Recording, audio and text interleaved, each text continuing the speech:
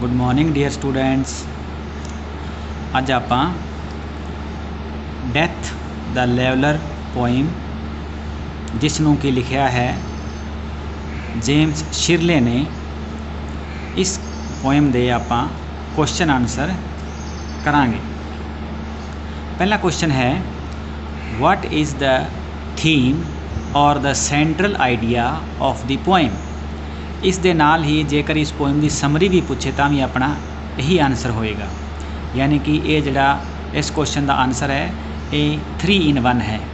Central idea पूछे तो भी यही है, इसका थीम पूछे फिर भी आपां यही आंसर लर्न करना है, अते जे इस पोइम की समरी पूछे तो भी आपां यही आंसर राइट करना है। तो हुण आपां इसका आंसर करांगे। This poem is written by a famous poet James Shirley. ये कविता एक फेमस कवि प्रसिद्ध कवि जेम्स शिरले द्वारा लिखी गई है। It is a very meaningful poem. एक बहुत ही अर्थपूर्ण कविता है। This poem tells us that death is all powerful. ये कविता सानू दसती है कि मौत है वो सब तो ज़्यादा ताकतवर है। It treats everybody equally. ये सब दे नाल इक्को जिहा व्यवहार करती है। All have to go before the power of death. हर एक व्यक्ति नू मौत दी पावर दे अगे, यानी कि मौत दी शक्ति दे अगे झुकना पैंदा है। Only the good deeds of a person are remembered. सिर्फ मरन वाले व्यक्ति दे चंगे कम ही उस तो बाद याद रखे जाते हैं। सैकेंड क्वेश्चन वो समरी वाला सीगा। समरी पूछे तो भी आपां आही आंसर देना है, तो इसलिए हुण आपां अगला तीसरा क्वेश्चन करते हाँ। What lesson do you get from this poem. इस कविता तो तुसी की सबक सीखते हो। We learn from this poem. असी इस कविता तो ये सबक सीखते हाँ दैट कि डेथ इज़ ऑल पावरफुल, कि मौत सब तो ज़्यादा शक्तिशाली है, पावरफुल है। It treats everybody equally. ये हर एक नाल इक्को जिहा व्यवहार करती है। We should do good deeds. सानू चंगे कर्म करने चाहिए हैं। Because only our good deeds will be remembered after us.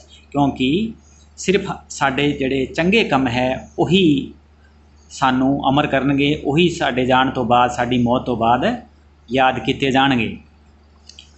Fourth question है what does the expression sith and spade stands for in line 8। इस कविता की 8वीं लाइन दे विच सिथ एंड स्पैड आया है। इसके द्वारा कवि की एक्सप्रेस करना चाहता है। In this line the poet wants to express that. इस लाइन दे विच कवि ये शो करना चाहता है, ये दिखाना चाहता है कि बोथ दोनों the poor and the rich, जो अमीर अते गरीब, गरीब अते अमीर दोनों है, have to mix in the dust after death. दोनों ही मौत तो बाद इस मिट्टी दे विच मिल जाना है। Here scythe and spade stands for poor farmer. इत्थे सिथ एंड स्पेड जो है, सिथ यानी कि दातरी अते स्पैड तुसी खुरपा कह लो, जो एक किसान अपने खेत के काम करने लई वरता है। ये दोनों किसान के लिए वरते गए ने, एक गरीब किसान के लिए वरते गए ने। तो ये दोनों जड़े है एक पुअर फार्मर के लिए दे प्रतीक हैं। Who works day and night in his field, जो कि दिन रात अपने खेत दे विच काम करता है। पंजवां question do the conquerors tame death और द डेड। कि जड़े कनकरर्स ने, कनकरर्स होंदे ने विजेता, विजयी, विक्टोरीअस, जड़े तुसी कह लो कि ताकतवर लोग जड़े हमेशा जितते हैं, कि वो मौत नू वश दे विच कर सकते हैं, मौत नू पालतू बना सकते हैं। कि ये लोग जड़े ने, ये माइटी लोग ने, विक्टोरीअस लोग ने, कि ये मौत के उपर जित प्राप्त कर सकते हैं, कि ये जदों चाहे उदों इन्हों मौत आवे, अते जदों तक ये ना चाहे उदों तक इन्हों मौत ना आवे। ये अपना क्वेश्चन है। आंसर है नो, नहीं। दे कांट टेम डेथ और द डेड। नहीं, जड़े ये ਵਿਕਟੋਰੀਅਸ ਲੋਕ ਨੇ, ਵਿਜयी ਲੋਕ ਨੇ, ਇਹ ਮੌਤ ਨੂੰ ਟਾਈਮ ਨਹੀਂ ਕਰ ਸਕਦੇ, ਮੌਤ ਨੂੰ ਵਸ਼ ਦੇ ਵਿੱਚ ਨਹੀਂ ਕਰ ਸਕਦੇ। ਇਹਨਾਂ ਨੂੰ ਵੀ ਕਦੇ ਵੀ ਮੌਤ ਜਿਹੜੀ ਹੈ ਉਹ ਆ ਸਕਦੀ ਹੈ। Question number 6, explain the lines. ਇਹਨਾਂ ਲਾਈਨਸ ਨੂੰ ਐਕਸਪਲੇਨ ਕਰੋ। Only the actions of the just smell sweet and blossom in their dust. Only the actions of the just यानी कि सिर्फ ਜਿਹੜੇ ਚੰਗੇ ਕੰਮ ਹੈ, ਜਸਟ यानी कि ਨਿਆਇਕ ਕੰਮ ਹੈ, ਬਿਨਾਂ ਕਿਸੇ ਭੇਦਭਾਵ ਦੇ ਕੀਤੇ ਹੋਏ, ਸਾਰਿਆਂ ਨੂੰ ਬਰਾਬਰ ਸਮਝ ਕੇ ਜਿਹੜੇ ਕੰਮ ਕੀਤੇ ਜਾਂਦੇ ਨੇ, ਉਹ ਕੰਮ ਸਮੈਲਸ ਸਵੀਟ, ਉਹਨਾਂ ਕੰਮਾਂ ਦੀ ਹੀ ਜਿਹੜੀ ਖੁਸ਼ਬੂ ਹੈ ਉਹ ਚੰਗੀ ਆਉਂਦੀ ਹੈ। ਐਂਡ ਬਲॉसम्स ਇਨ देयर ਡਸਟ, ਅਤੇ ਉਹਨਾਂ ਦੀ ਡਸਟ यानी कि ਉਹਨਾਂ ਦੇ ਮਰਨ ਤੋਂ ਬਾਅਦ ਇਹੀ ਜਿਹੜੇ ਚੰਗੇ ਕੰਮ ਨੇ ਇਹ ਇੱਕ ਫੁੱਲ ਦੀ ਤਰ੍ਹਾਂ ਮਹਿਕਦੇ ਨੇ। ਤਾਂ ਆਨਸਰ ਹੈ ਇਹਨਾਂ ਦੋਨਾਂ ਲਾਈਨਾਂ ਨੂੰ ਆਪਾਂ ਐਕਸਪਲੇਨ ਇਸ ਤਰ੍ਹਾਂ ਕਰਾਂਗੇ।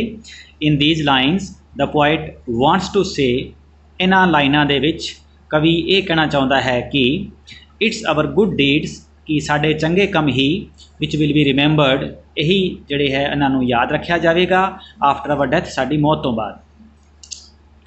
ਅੱਗੇ ਟਰੂ ਫਾਲਸ ਹੈ। ਕੁਐਸਚਨ ਨੰਬਰ 7 ਟਰੂ ਫਾਲਸ ਹੈ। ਦੇयर इज़ नो ਆਰਮਰ ਅਗੇਂਸਟ ਫੇਟ।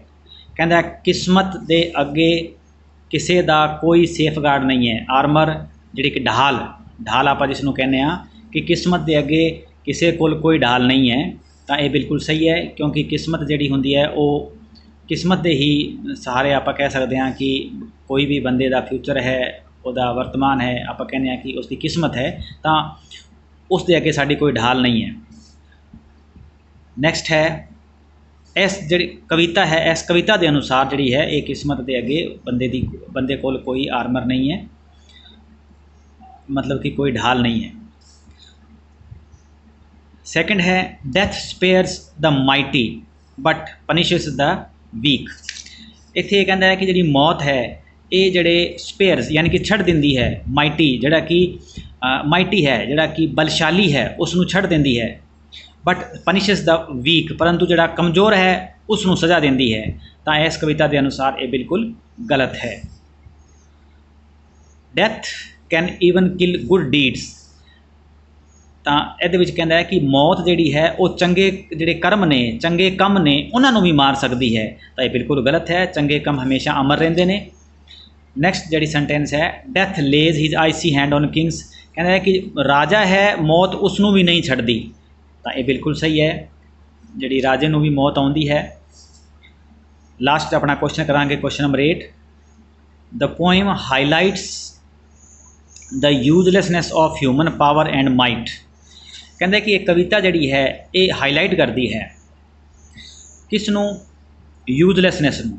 यूजलैसनैस यानी कि जिसका कोई यूज नहीं, जिसका कोई लाभ नहीं, किसका, ह्यूमन पावर मनुख की शक्ति का अते उसके बल का। What is that can not be snatched by death. इहो जी केड़ी चीज़ है जिहड़ी कि मौत के द्वारा, डेथ के द्वारा स्नैच ना की जाए, उसके द्वारा खोई ना जाए। तो इस कविता के अनुसार it is our good deeds, कि साढ़े जड़े चंगे कम ने which can not be snatched by death, जो कि डेथ के द्वारा स्नैच नहीं किए जा सकते, डेथ के द्वारा अपने तो नहीं खोए जा सकते। ये अपने क्वेश्चन सीगे, जी पोएम सी death the leveller written by James Shirley. तो आप बच्चों हुण इस पोएम के जोड़े क्वेश्चन आंसर इन्हों आप अपनी नोटबुक के बिल्कुल साफ साफ लिखने हैं, जिवें हुण तुसीं इस वीडियो के लिखे हुए देख रहे हो। तो इसनूं अपने जोड़ा ग्रुप है उस ग्रुप के भेजना है। थैंक यू बेटा, हैव ए नाइस डे।